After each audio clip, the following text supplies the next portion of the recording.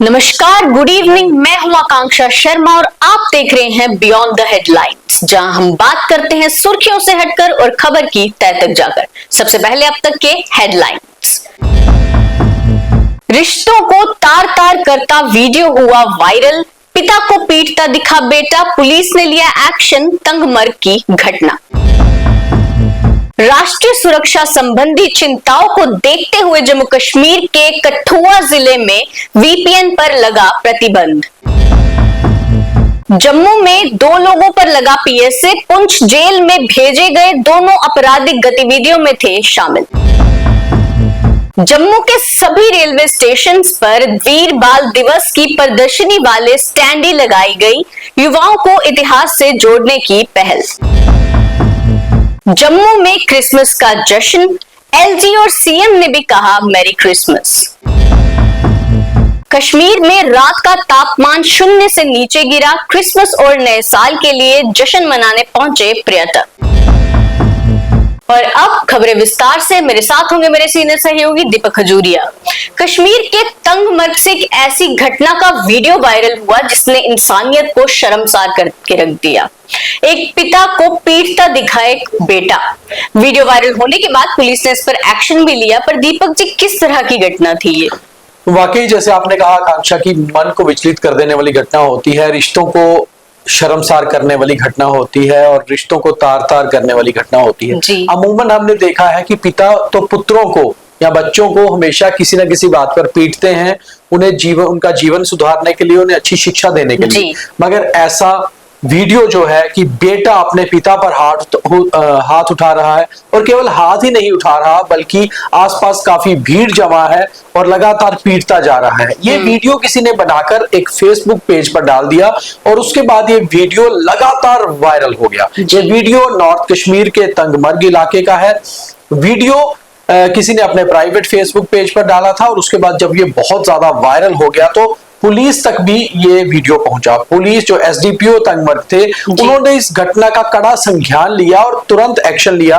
जो मौके पर एसएचओ थे उनको भेजा गया, उस पिता और पुत्र को थाने बुलाया गया और बेटे के खिलाफ एफआईआर दर्ज की गई। हालांकि बहुत अच्छा एक्शन पुलिस का, ऐसे अधिकारी जो है वाकई काबिले तारीफ है, क्योंकि अगर ऐसी घटना होती है तो कई बार बिना कंप्लेन के वीडियो के ऊपर भी एक्शन लेना चाहिए। और वो भी जिसने इसका वीडियो बनाया उसकी भी तारीफ करनी होगी कि कहीं ना कहीं उसने इस घटना को उजागर किया। अब पुलिस इसकी जांच कर रही है कि क्या ये घटना पहली बार हुई या आगे भी इस बुजुर्ग को ये बेटा पीटता था, और अगर पीटता था तो प्रॉपर्टी का मामला था या कोई और मामला था, इसको भी जो है ध्यान में रखा जा रहा है। मगर ऐसा वीडियो चाहे तंगमर्ग का हो या दुनिया के किसी दूसरे हिस्से का, देश के किसी दूसरे हिस्से का, वाकई मन को विचलित करता है कि हम किस ओर जा रहे हैं, हमारी सोसाइटी, हमारा समाज किस ओर जा रहा है।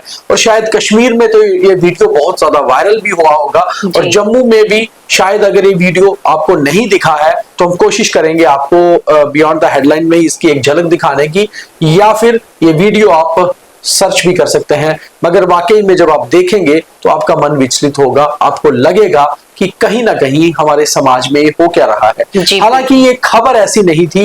इस खबर को प्रमुखता से हमें लेने का कारण यही था कि आपके तक भी ये बात पहुंचे कि जहां आज हम रिश्तों को बनाने की, समाज को बेहतर बनाने की कोशिश कर रहे हैं, ऐसे एलिमेंट्स भी हैं जो रिश्तों को तार तार कर रहे हैं, समाज को भी तार तार कर रहे हैं। जी बिल्कुल। तो बढ़ते हैं अगली खबर की ओर। नेशनल सिक्योरिटी और साइबर सिक्योरिटी को मद्देनजर रखते हुए आज जम्मू कश्मीर के कठुआ में वीपीएन बैन कर दिया गया है। तो दीपक जी, किन परिस्थितियों की वजह से इसे बैन किया गया है? देखिए, बहुत सारी कंट्रीज में वर्चुअल प्राइवेट नेटवर्क बैन है। जम्मू कश्मीर में भी इसे बैन करने की बहुत जरूरत है। कश्मीर के भी कुछ जिलों में बैन किया हुआ है। कठुआ के डिप्टी कमिश्नर राजेश शर्मा ने 63 बीएनएस के तहत इसे बैन कर दिया है। हालांकि देखा जाए तो वर्चुअल प्राइवेट नेटवर्क वैसे भी बैन ही है, या आप नॉर्मली इसे यूज नहीं कर सकते हैं, मगर फिर भी लोग इसे इस आप ये कहें कि एक पायरेटेड वर्जन है इंटरनेट चलाने का, या फिर आप ये कह सकते हैं कि फेक इंटरनेट है। आप इसको इसके जरिए काफी सारी साइट्स खोल सकते हैं, और जो बहुत सारी बैन साइट्स हैं वो भी इसके जरिए खुल सकती हैं। मगर ये बेहद खतरनाक है, क्योंकि राष्ट्रीय सुरक्षा की बात करें या फिर साइबर सुरक्षा की बात करें तो ये दोनों चीजों के लिए बेहद खतरनाक है।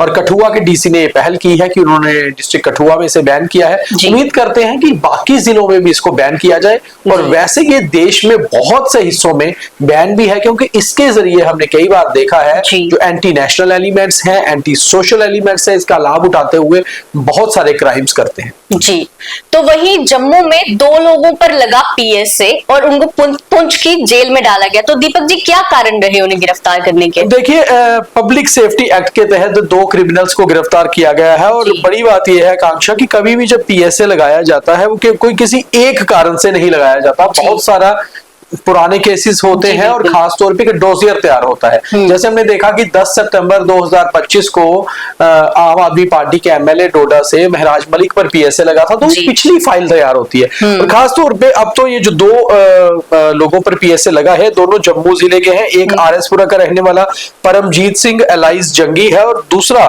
शुभम सैनी एलाइज मुंडी है। ये दोनों ही बेसिकली क्रिमिनल एक्टिविटी में इन्वॉल्व थे, गैंग वॉर्स में बहुत सारे केसेस में इन्वॉल्व थे। दोनों पर ही पीएसए लगाकर और इन्हें गिरफ्तारी के बाद पुंछ जेल भेज दिया गया है। और अब इनको मतलब कोशिश यही होती है हमेशा एडमिनिस्ट्रेशन की कि जो पब्लिक सेफ्टी एक्ट है, जिसके लिए पब्लिक को खतरा हो, जो समाज के लिए खतरा हो, उसके ऊपर ऐसा एक्ट लगता है। तो दोनों क्रिमिनल्स को गिरफ्तार करके पुंछ जेल भेज दिया गया। जी, तो वहीं आज जम्मू के सभी रेलवे स्टेशन पर वीर बाल दिवस की प्रदर्शनी वाले स्टैंड ही लगाए गए। तो दीपक जी, कहीं ना कहीं ये न्यू जनरेशन को एक अच्छी सीख देने का प्रयास है। देखो, वीर बाल दिवस हम मनाते हैं जब श्री गुरु गोविंद सिंह जी के चारों साहिबजादे, जिन्होंने देश के लिए, कौम के लिए शहीदी दी थी, मतलब अपने प्राण न्यौछावर कर दिए थे, और छोटे छोटे बच्चे थे चारों। मतलब एक छोटी उम्र में उन्हें इतनी बड़ी सीख थी, उन्हें इतनी बड़ी शिक्षा थी कि किस तरह से कौम की रक्षा करनी है, देश की रक्षा करनी है। तो उनके बारे में आने वाली जनरेशन, ज्यादा से ज्यादा लोग जान पाए, इसके लिए ही रेलवे ने अच्छी पहल की है कि जितने भी जम्मू में रेलवे स्टेशन हैं, कठुआ से लेकर कटरा उधमपुर तक जितने भी रेलवे स्टेशन हैं, सभी पे अगर आप जाएंगे तो आपको ऐसी स्टैंडीज नजर आएंगी जिसके ऊपर उनकी शहीदी की कहानियां अंकित की गई हैं, उनकी तस्वीरें बताई गई हैं, ताकि लोग जान पाए जो वहां आने जाने वाले, क्योंकि रेलवे स्टेशन पे लोग आ रहे हैं, जा रहे हैं, तो उनकी नजर भी पड़ेगी, बच्चे भी होंगे, युवा भी होंगे, जान पाएंगे कि आखिर हमारा इतिहास है क्या। तो ऐसी चीजें करना बहुत जरूरी है। बहुत अच्छी पहल है रेलवे की, और ये पूरा 1 हफ्ते तक चलता रहेगा। जी बिल्कुल।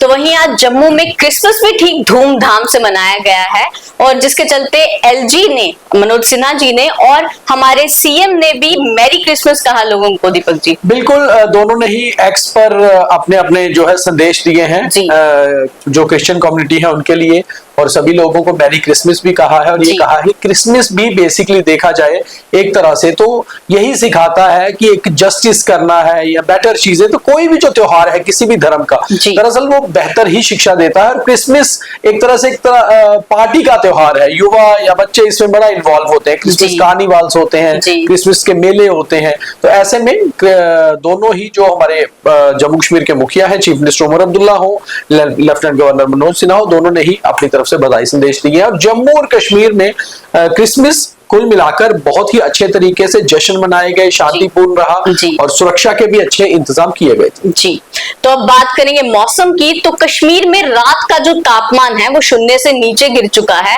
और दीपक जी, वहां पर क्रिसमस और न्यू ईयर के लिए अब टूरिस्ट का आन जान बढ़ चुका है। देखो आकांक्षा जी, मुझे लगता है कि न्यू ईयर के वेलकम को बड़ी संख्या में सैलानी इस बार कश्मीर पहुंचेंगे, क्योंकि इंतजार हो रहा था कि समय पर स्नोफॉल हो।